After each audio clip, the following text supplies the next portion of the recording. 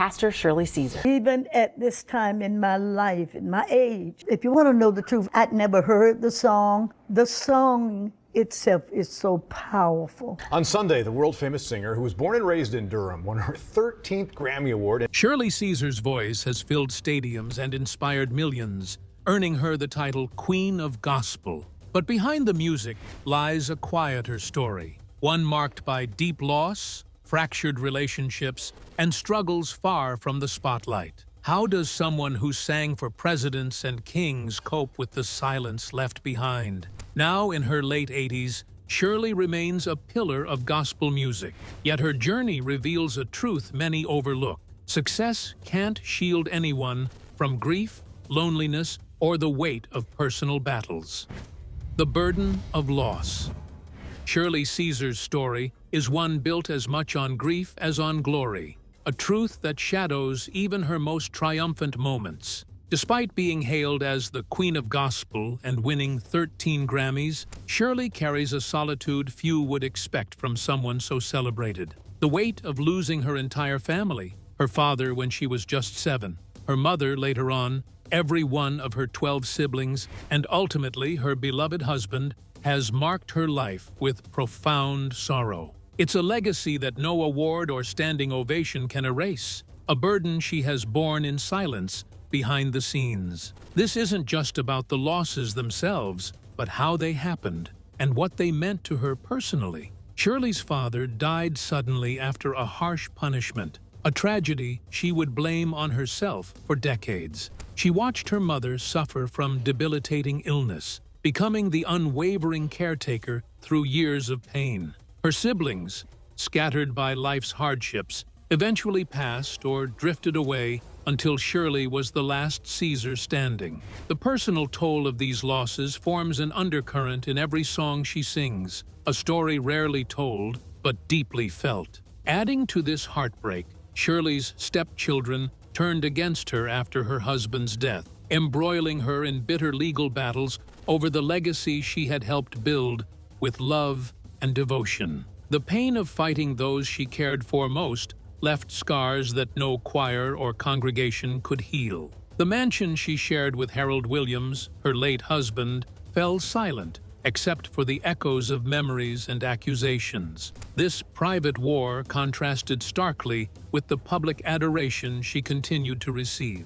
The isolation that comes with such personal tragedies is hard to overstate. Shirley lives alone now, in a house heavy with memories of laughter and love lost. Though her voice remains powerful, her world around her is quieter, filled with empty spaces once occupied by family and friends. The emotional weight of outliving everyone she loved and the wounds caused by betrayal sit heavily on her heart, creating a loneliness as deep as any song about sorrow. Yet, despite this relentless grief, Shirley Caesar's spirit endures. She continues to give voice to faith and hope, pouring years of emotion into every performance and sermon. But beneath the surface of the glow and applause lies the haunting knowledge that her greatest losses are not in the past, but live within her still. These truths form the unseen backdrop to a life many admire, but few truly understand. The complexity of Shirley's journey compels us to look beyond the public image of a gospel legend. It begs the question, how does one sustain hope when surrounded by so much loss? The full depth of this burden will become clearer as we explore the early years that shaped her resilience and the sacrifices she made along the way. Her story could have unraveled in the face of so much hardship, but instead, it laid the foundation for the remarkable woman Shirley is today. Early life and family struggles. Shirley Caesar was born on October 13, 1938. She was born in Durham, North Carolina on October 13, 1938. The 10th of 13 children in Durham, North Carolina, a city framed by tobacco fields and the smokestack hum of industry. Her childhood home, which existed as her family's primary residence, was in a small space that had multiple inhabitants because they needed to share the confined area. The building had weak walls and narrow spaces because the people in the house lived in extreme economic hardship. The family survived on their father's tobacco-hauling income and weekend singing, which provided minimal income, while they consumed basic food that often did not meet their needs. The personality of Big Jim extended beyond his physical size because he spoke with a powerful baritone voice that matched his larger-than-life character. He worked his daily job under the sun, but at night, he used his voice to bring melodies into their simple house while neighbors gathered on porches to listen to him preach and sing. His eyes showed that music served as his essential survival tool, which functioned as his spiritual connection. Shirley developed a passion for music through Big Jim because she explored every musical note together with every educational lesson. Big Jim raised his children through strict discipline, which required him to apply severe punishment methods. Shirley returned home at a late hour during a freezing night in 1945 after singing on street corners. The jingling sound from her pockets happened because people gave her coins after hearing her sing with her tiny voice, which created a powerful performance. The violence his father unleashed that night made Shirley receive physical punishment, which she connected to the tragic events that occurred afterward. The next morning, everything underwent a total transformation. Big Jim experienced a fatal seizure that resulted in his death, which left 13 children without a father. Shirley experienced horror because she believed her rebellious character and her earlier punishment had caused her father's death. The feeling of guilt followed her for many years, which created an enduring effect on her musical performances. The funeral ceremony required minimal arrangements, but it created a major effect, which resulted in the family losing everything they had. The absence of Big Jim left Hallie to face the challenge of maintaining family unity. Over time, Hallie experienced a health decline due to her existing arthritis and previous injuries, which resulted in her wheelchair dependency during Shirley's teenage years. The responsibility of taking care of her mother through bathing, cooking, and cleaning fell to Shirley, who lived at home as the oldest surviving child, while she balanced her schoolwork and developed her musical abilities. The siblings dispersed in search of employment while trying to create stable lives or find freedom from their current situation. The family household depended on Shirley because some family members developed challenging lives. The young woman developed into an adult who dedicated herself to helping others while maintaining a steadfast belief. She used her early church singing performances as a fundamental source of income, which served as musical prayers that provided spiritual support to her family members. Her early life set the stage for sacrifices that would continue to echo as choices she made for love and duty pulled her away from the spotlight's full embrace. Sacrifice and rising stardom.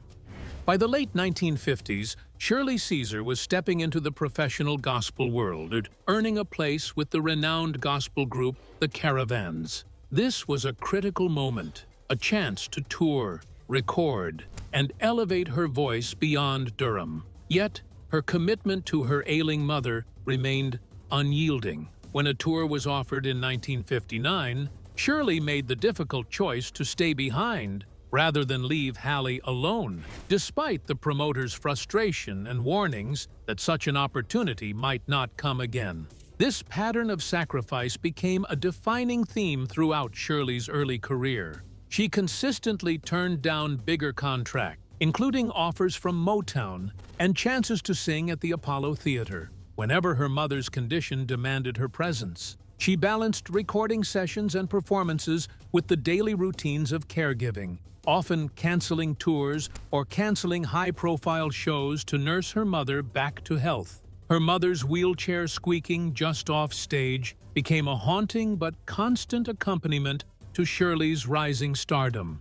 Though her voice filled churches and theaters with power, Shirley's heart was tethered to that small, fragile figure waiting in the wings. She carried the weight of family responsibility alongside the growing expectations of a promising gospel career. Financial strain deepened the pressure. Shirley paid medical bills, hired nurses, and sought specialists she could barely afford, all while maintaining her music ministry. She shelled out personal funds to cover cancellations and medical emergencies, refusing to abandon her mother for career advancement. Her siblings had mostly drifted away or passed, leaving her the sole pillar of the family. By the time Hallie passed away in 1986, Shirley had profoundly shaped her career around devotion to family. She sang No Charge, softly, one last time, a testament to the countless ways her love and sacrifice fueled both her personal life and professional triumphs.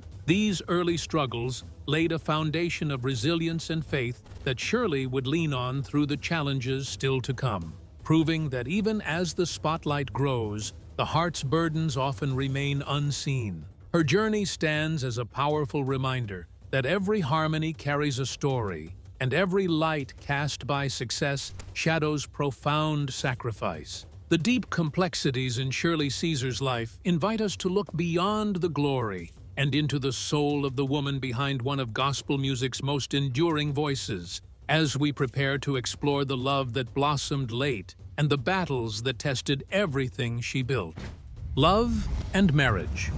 The life of Shirley Caesar underwent a transformation when she discovered romantic love at age 44 after spending her life making sacrifices for her family. Bishop Harold I Williams, who worked as a preacher, brought his gentle nature and his strong calmness into her world. Harold had experienced loss because he lost his first wife and needed to raise two children who had their own separate history of loss. The couple established a tranquil bond that developed through their shared moments of prayer and extended discussions, and their peaceful walks through the lakes of Raleigh, North Carolina. Shirley performed as a guest singer at Mount Calvary Word of Faith Church in late 1982, when she and he first connected through their eye contact, which occurred at the altar call. The moment brought both people together as they formed a bond that showed silent certainty, which neither had anticipated. Their relationship developed through a gradual process that combined religious faith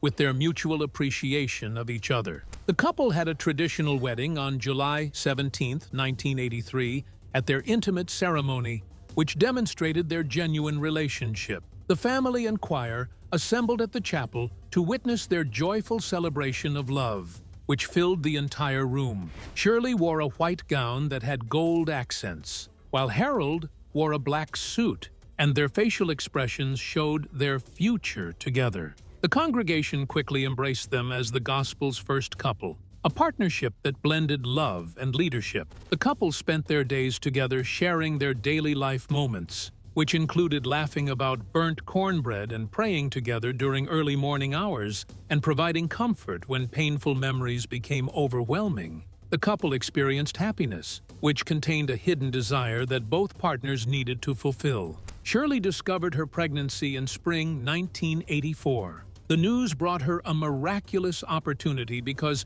she had dedicated her whole life to helping others, which allowed her to create the family she always wanted. She took more rest breaks while changing her singing style and created a small, pale yellow blanket, which she made for the child she wanted to hold. The couple selected names for their baby boy, who would be named Joshua, and their baby girl, who would be named Grace. The couple experienced joyfulness, which created a feeling of hope that filled their entire house. The period of optimism ended quickly. Shirley experienced early labor on a humid July night, and the doctors confirmed she had miscarried by morning because her baby had no heartbeat. The loss brought devastating consequences. Shirley described her feelings of complete destruction because she could not provide her husband the child they had always wanted when she spoke to him in the silent hospital room. Harold showed her that their family already existed because they had two children from his first marriage, and their ministry work had created numerous connections with people. Even as their love flourished, the emptiness left by a child never born remained a shadow that whispered in moments of stillness, binding their story with unfulfilled longing beneath a shared faith. The comfort Shirley found in Harold's love was a light in the darkness, but the peace they built together would soon face its own trial when death and betrayal visited their shared life. Betrayal and legal battles. When Harold Williams passed away on July 4, 2014, Shirley Caesar lost not just a husband of 31 years, but a steady partner who had shared both her faith and her journey. He was 93, and she stayed by his side, softly singing Amazing Grace as his life came to a close. What should have been a period of mourning quickly turned into conflict. Within weeks, Harold's children from his first marriage filed lawsuits, accusing Shirley of manipulating him in his final years. They claimed she isolated him and influenced changes to his will. The accusations were personal and cutting, often reducing her to the label of second wife, as if decades of marriage held no weight. Shirley received the legal papers at home, stunned by the claims, yet chose not to respond publicly. A tense family meeting followed, with lawyers present and emotions running high. His children confronted her directly, voicing anger shaped by grief and resentment. They accused her of taking what they believed belonged to them. Shirley listened quietly, absorbing every word. She reminded them she had cared for Harold until his final breath, paid for his funeral, and stood by him when others had not. Still, the hostility remained. Alone that night, she turned to music for release, playing the piano they once shared. In that private moment, she poured her pain into a song about loss and resilience, never recorded, but deeply personal. It became her way of reclaiming peace in the middle of chaos. The legal battle lasted for months. In the end, the court ruled largely in Shirley's favor, affirming that Harold had been of sound mind. But the victory came at a cost. Relationships were broken beyond repair. For nearly a year, she was even kept from entering the church she had helped build, forced to pass it each Sunday without stepping inside.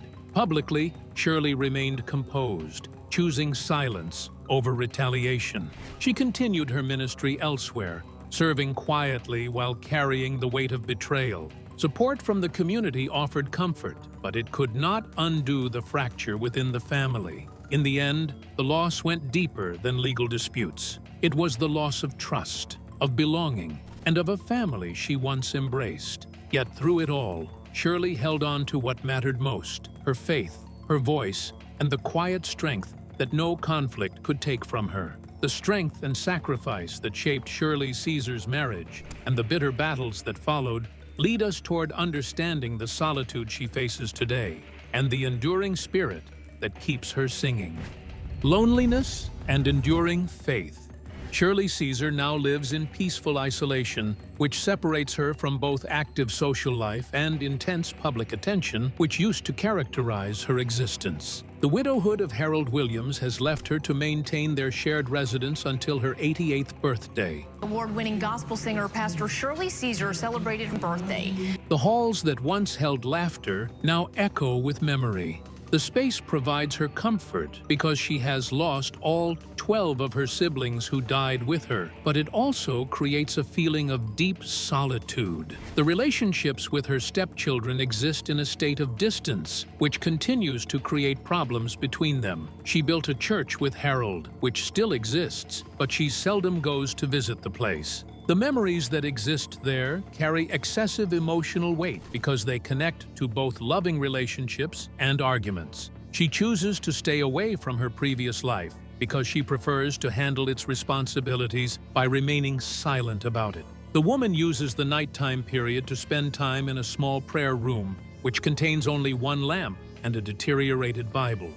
She sits in a wooden chair while she rocks back and forth and sings hymns, which include Hold My Mule and No Charge. The person who used to sing in stadiums now produces his voice at a quiet level inside a building. Her strength becomes most visible to her during those particular times. Her belief system does not change because of her current situation, which she faces. Her faith functions as her specific life support system. She maintains her daily routine, which includes prayer and her work for others, as she provides meals to homeless people and assists children who require assistance. The woman maintains her dedication to her life purpose, which stays intact as her surroundings become more peaceful. The woman experiences intense emotional pain from both her grieving process and her broken relationships, but she chooses not to share these feelings with others.